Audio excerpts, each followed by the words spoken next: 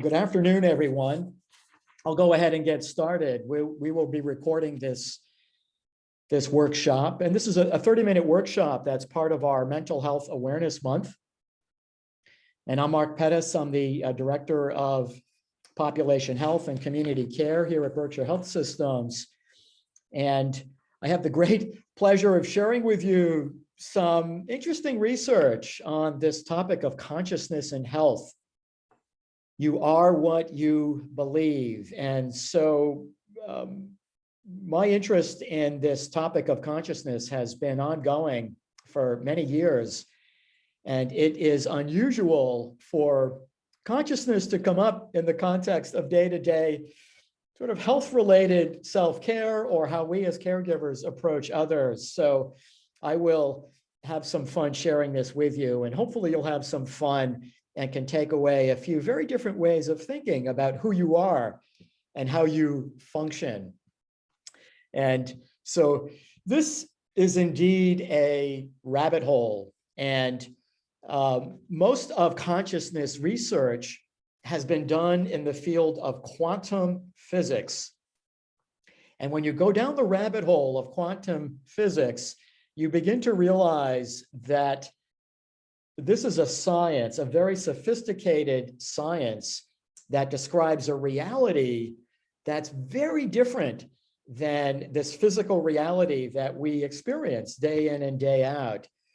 It's in the realm of consciousness that research looks at intuition. You know, what's going on when you feel that something isn't quite right, or maybe you feel that a loved one many miles away is confronting a danger or a challenge.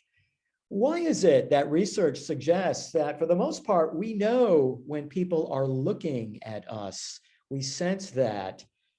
Why is it that pets, particularly dogs, when researched, will predictably run to the door to meet their alphas, anticipating when their arrival will be?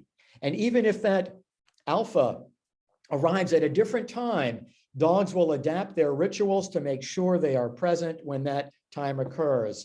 And so there are many aspects of our day-to-day lives that we know are interesting and meaningful and impactful, but don't have a lot of day-to-day research to really advance it. So I'm just going to explore some of that with you. So here is the theme for this talk. As we believe, so we act. As we act, so we become. As you believe, so you act. As you act, so you become. So we're going to be focusing a lot on the power of our beliefs to serve us well, or maybe to interfere with our deepest and most meaningful of goals. So consciousness, our perceptions, our awareness that we're here. Consciousness simply described or defined as being aware, self-awareness. I'm aware that I'm here. I'm Mark Pettus. I see myself in the mirror. I get up, go to work. People identify me as that person. That is what consciousness is all about. But where does that come from? And so what I'm going to suggest to you in this short time that we have together is that much of what impacts our health and our quality of life can be traced to our beliefs, our perceptions.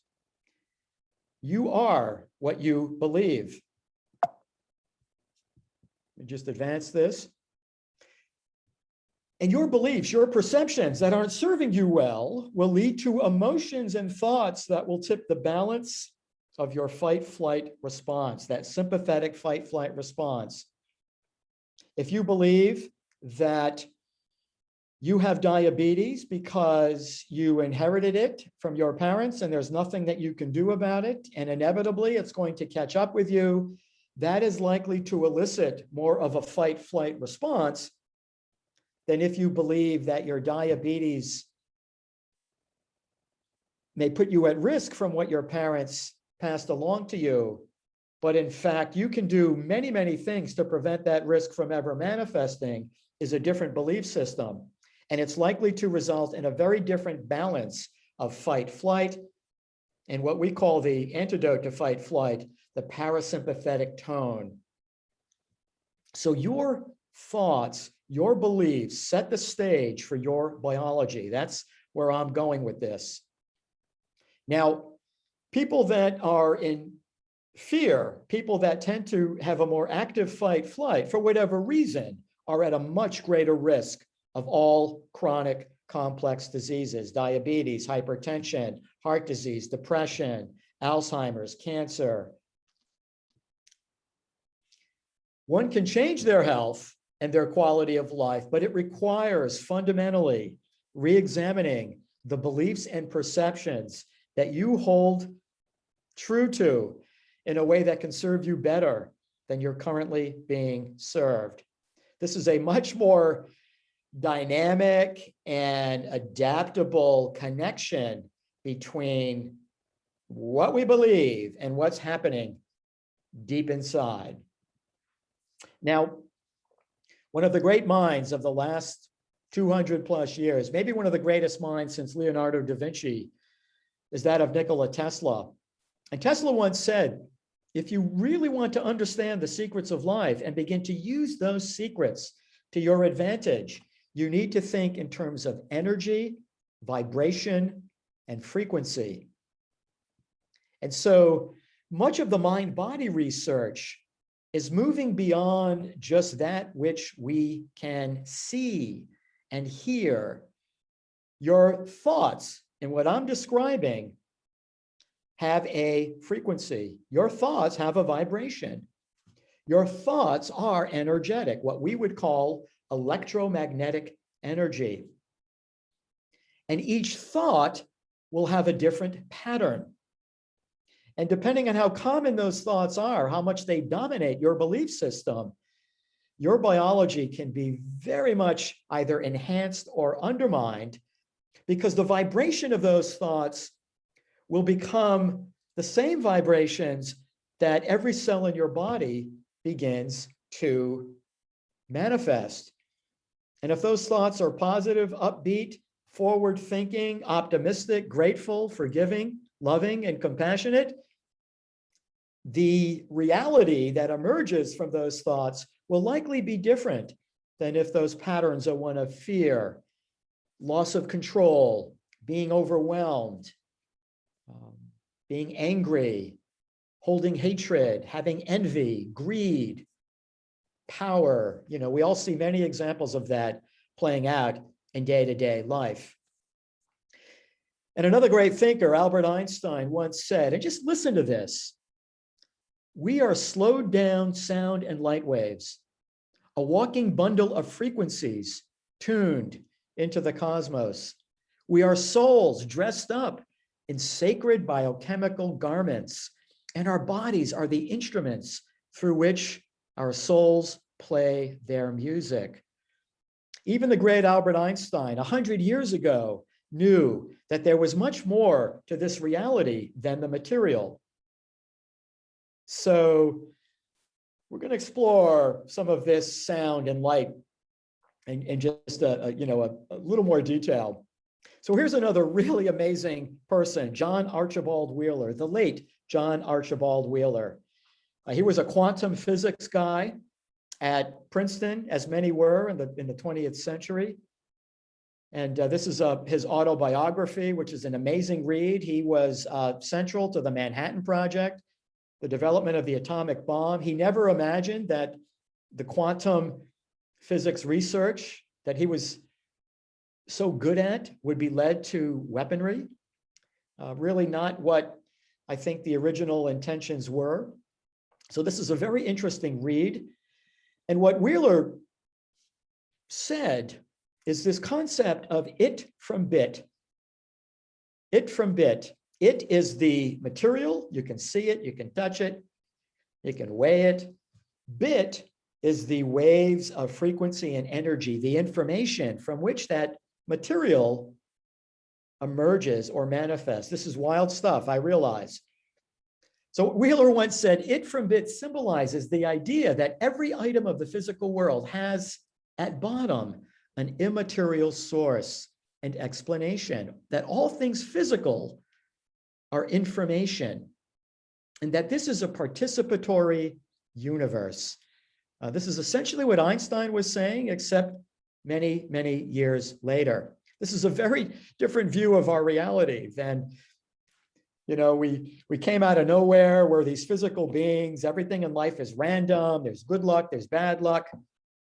Shit happens, and all of that feels very real and true. And it is very real and true, but that is not the true nature of the reality that we exist in. And so he thought when he went into this field that he was going to be studying particles like electrons and protons and neutrons.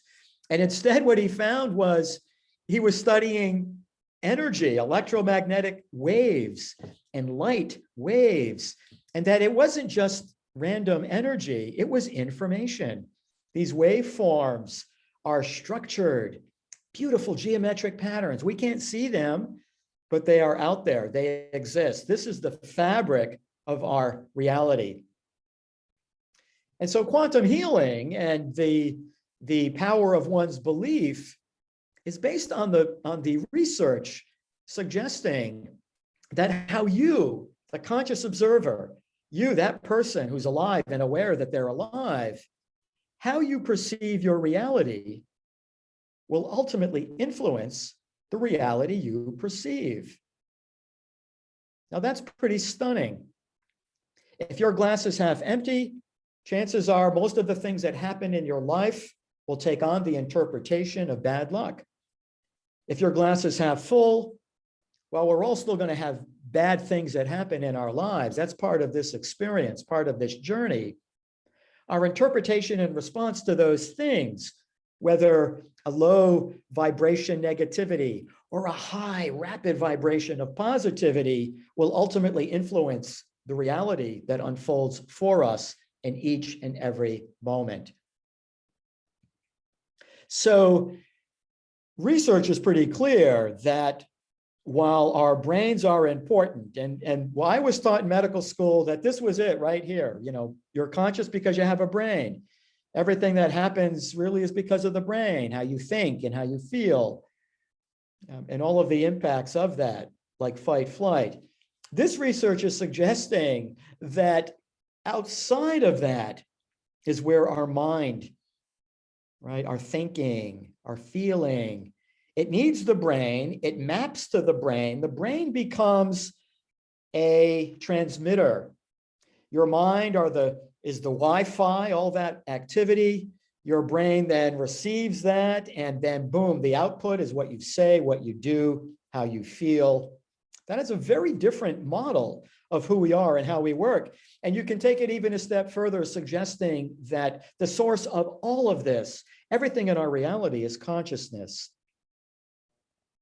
So this model would suggest that you don't need a brain to be conscious. Now, no neurologist in the United States would accept that without putting me on some medication and making sure I got psychotherapy. But if you look at near-death experiences, people who have out-of-body experiences, people who've had well-established brain death, while at the same time experiencing consciousness and other realities.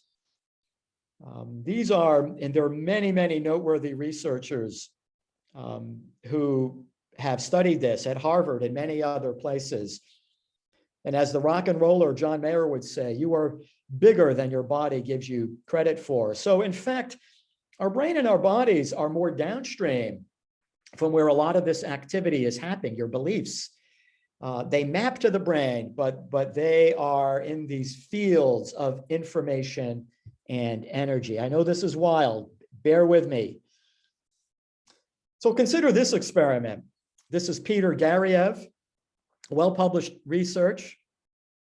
If you take a salamander and the eggs that salamander produces, every salamander that's ever produced a salamander egg has given rise, to more salamanders. What Gariev did is he took laser light, and light is part of that consciousness, it's part of that field. And he shined the light on frog eggs. And when the light went through the frog eggs and onto the salamander eggs.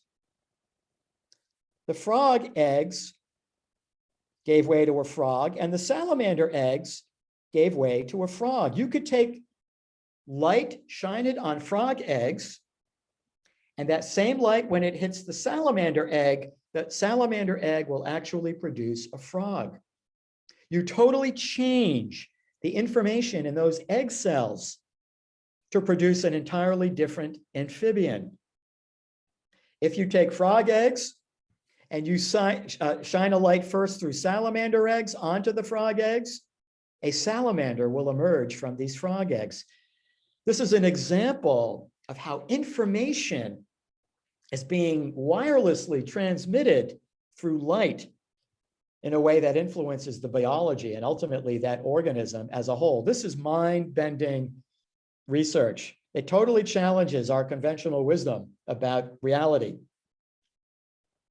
Now, the other interesting thing about our reality is if you look at, say, the universe, if you do look at these telescopic images of the Milky Way and all of the hundreds of billions of stars and galaxies in the cosmos, and you look at those patterns, and you compare that, for example, to the patterns of a brain cell, you see very similar patterns. Whether you are in a cell or whether you are in the galaxy far away, you see the same patterns of structure in our universe. So consciousness is the matrix within which all of this emerges. Consciousness is structured in a way that everything that it produces will have certain patterns, and you see that in nature, well described. And as it turns out, your beliefs, your perceptions from consciousness can influence the structure and function in a very powerful way. And so the way this research is playing out is that your thoughts, your beliefs, and the emotions that emerge from them are like a film. They create a film. This is your life, your story. Your brain becomes the projector of that script, of that film. And ultimately, your life is the experience of that projection. And as it turns out, in order to change one's life and ultimately repetitive patterns of experience, you've got to go back and look at the very nature of your perceptions and beliefs. In doing so, you rewrite the movie, the script. Your brain plays ultimately and projects a different experience. So you are the architect of your reality. What you believe in this metaphor is the blueprint of the house that you build, this house of life. Your emotions are the builders of that house. You know, your thoughts are the building materials, right? They all work together. Your behaviors are the ways in which the builders are building your house. And your experience ultimately is living in the house that you built. And so, again, I realize this is a bit of a metaphor that oversimplifies things, but the point is that you become the architect. And there may be rooms in the house that you don't particularly care for. The point is that you're not stuck. You can recreate how those rooms look and feel to you. We know from the placebo effect, this has been described now for over 2 generations, says a lot about how we believe, in this example, about a particular intervention, like a medicine, a pill, or a procedure. Whether we are more likely to believe that that intervention will be helpful for us seems to influence whether that intervention is actually helpful. The placebo effect is perhaps one of the most widely studied examples of everything that I am talking about. And as Mark Twain once said, the power over which a person's thoughts has over their body to heal or make it sick is a force that none of us are born without. This is very true. And as Henry Ford once said, whether you think you can or think you can't, you are right. The reality, the film, the movie that will be produced by those thought patterns will affirm the thought pattern. And that movie will keep replaying itself until which time the pattern of thinking and believing shifts. And so, as I said, this is a very well described effect that goes back to the mid-50s. And, many people have been shown to have very strong placebo effects. This is a universal observation. People might think something is harmful to them, and they may be more likely to experience that harm. If a person perceives that a vaccine is likely to cause side effects, they're more likely to experience side effects. The opposite is also true. So from hypnosis research and many MRI studies, and we know that if people can begin to change their perceptions, they can begin to reshape their reality. We also know, and this is a lot of neuroscience research, that when you look at human brain waves, and brain waves are just an example, this is just electromagnetic activity of your brain. You can't see brain waves. You can't feel them, you can't smell them, you can't touch them, you can't weigh them. They're non-physical. Yet we know that people have waves that extend far beyond their physical presence. And we can measure that, in this case, with EEGs, for example. So we know that people who practice mindfulness skills, meditators, yoga practitioners, will more likely produce these higher energy states in the brain.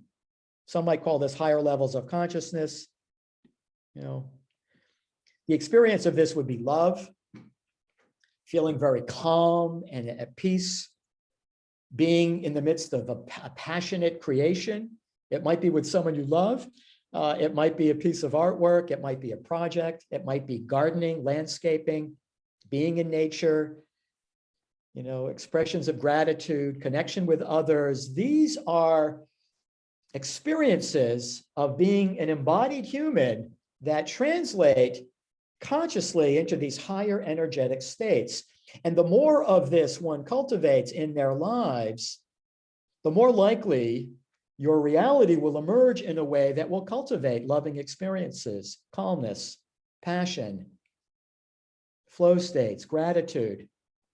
The more you love, the more you love. The more grateful you are, the more grateful you are. The more angry you are, the more angry you will be. The more hostility you feel, the more hostility you're likely to emit. Your life becomes a mirror reflecting the patterns of energy that you are creating by virtue of your patterns of beliefs, thinking, feeling, and ultimately your behaviors. So we know that in addition to many of those experiences of these high energy states, that many mindfulness practices, these are like a portal. They create portals to these higher fields of consciousness. All mystical traditions, spiritual traditions, religious traditions, mystery school traditions, all understood the power that we have as humans to connect to those higher realms of being, but they require practice. They require awareness. That's what consciousness allows us to do. And we know these are practices that reduce disease risk and reduce inflammation and lower insulin. These are the passports to aging. And if you can begin to manage them, in addition to good nutrition and more movement and cultivating more meaning in your work, love, and play, it's your management of your perceptions, your awareness of how these patterns are affecting the movie, which becomes your life, is where the opportunity is. How do you become a different director of your movie? How do you become a different producer of your movie? How do you become a different screenwriter of the script that plays out in your life? This is a much more dynamic, active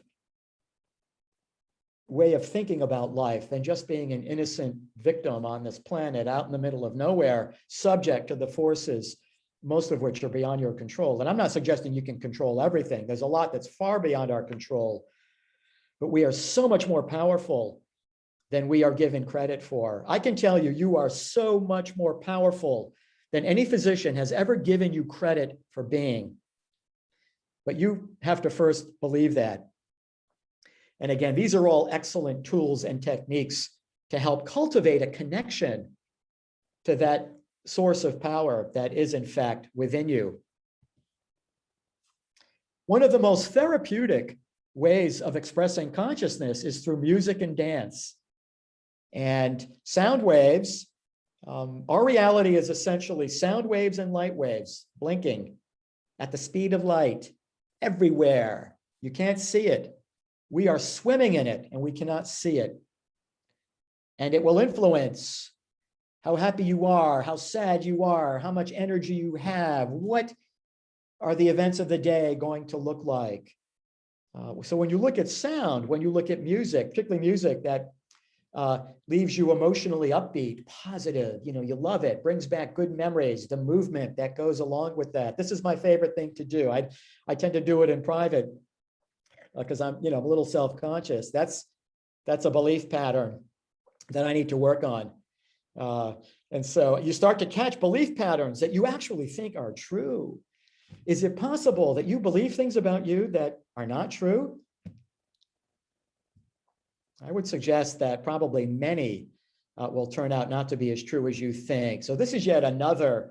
I put music on my playlist that brings me back to college, brings me back to vacations, reminds me of my kids, reminds me of when my wife and I were first meeting, reminds me of hanging out with my buddies, and you can recreate the biology of positive vibrational states and add movement to that, and it will begin to change your energetic level. And when that energetic level changes, the projection in your life will begin to change consistent with that.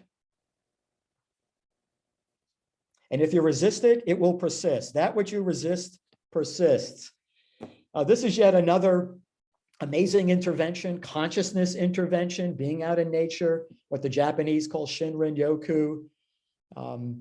When you're in nature, you feel that energy. It's non-physical. You can see a lot of the physical. You might smell the beautiful aromas. These are high energy states that are very compatible in adjusting vibration in a way that can produce a reality for the person experiencing that, or the animal experiencing that in a much more health promoting way. So this is a bit of a summary in the last few minutes that we have. This is kind of a roadmap. This is a lot to present in a short time. But I would suggest identifying that which brings you passion in your life, that which creates meaning for you. Many of us are caught up in lots of things that we're really not passionate about or don't really give us much meaning. It might be a relationship, it might be a job, it might be a hobby that we're just not finding, lights our fire. This can lead to some very tough crossroads about decisions that perhaps you could be thinking about that can put you in a much better place than you're currently in. The hardest person to be is someone you're not. And so, you take that passion as far as you can to the best of your ability. And now this is key, attaching no expectations or insistence on the outcome. We tend to expect a lot. If I do this, I hope this will happen. Or I deserve this because of this. Reality is not structured that way. The research, in my view, is suggesting reality is not structured that way at all. So as you follow your passion, don't worry about what happens, because what happens is what will need to happen to better prepare you for the next moment to come. This is a lot easier said than done. The more positive one's interpretation and response to whatever outcome emerges, the greater the likelihood that your experiences will provide you what you need to learn and to evolve physically, mentally, emotionally, and spiritually. So go with the flow. This is synchronicity. This is the fabric of the reality we are in. This is the matrix that we are in. And all of this requires loving and forgiving yourself and others. All that has happened in your life is history. Move on from that. Forgive, love yourself completely. Move on from your past self. The past is history. It does not have to inform anything about your future. You become the creator in every moment of your life, moment to moment to moment. Hear the future calling you. See and experience the future that you desire, and stay in the present with your indestructible core. There's no one more beautiful than you are. From the perspective of consciousness research, there is no death.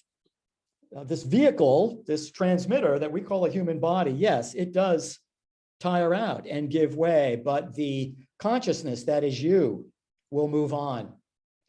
And as we become more comfortable with how indestructible we are, it gives us more resilience in the moment to remind ourselves that we are strong, we are beautiful, we are perfectly developed to be in this life that we are in. And I end with this quote from Viktor Frankl, a Holocaust survivor.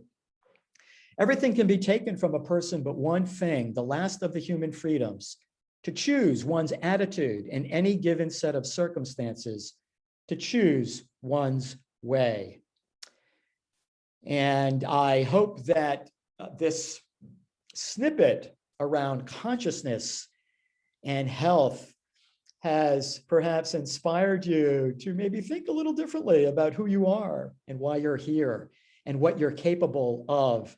And I hope that that will be a much more empowering and positive perspective that can take you to places you would have never thought possible. So thank you for taking a little time out of your busy life to participate and engage. And I would encourage you to check out the Mental Health Awareness Month offerings that our amazing wellness team has put together. And if any of you have questions offline and want to email me in the BHS email system, that's fine. I'd be glad to try to address them. So be well, stay well, and peace to you.